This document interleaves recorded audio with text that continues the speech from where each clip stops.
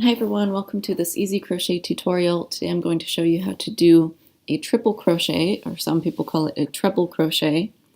So here I have my chain that I made out of slip stitches in video number 2, and this stitch is pretty tall, and so we're going to skip the first 3 stitches.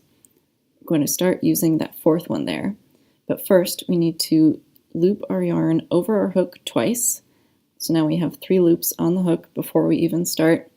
And now we push the hook through that stitch. So now there are 4 loops on the hook. We wrap the yarn over the hook, pull it through the first loop, still have 4.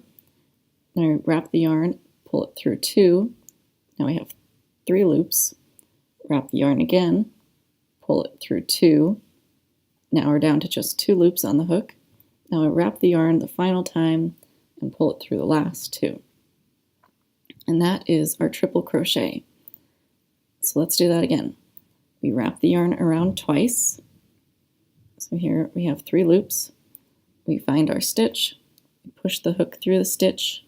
So now there are 4 loops. We wrap the yarn, pull it through one of the loops. We still have 4 loops there. Wrap the yarn again, pull it through 2 loops. Now we're down to 3. Wrap the yarn again, pull it through 2. Now we're down to 2. Wrap the yarn again and pull it through the last 2, and now we're done. Again, that's wrap it twice, and then poke it through the stitch. Wrap it again, pull through 1 loop. Wrap it a second time, pull it through 2. Wrap it a third time, pull it through 2. Wrap it through 1 last time and pull it through the final 2.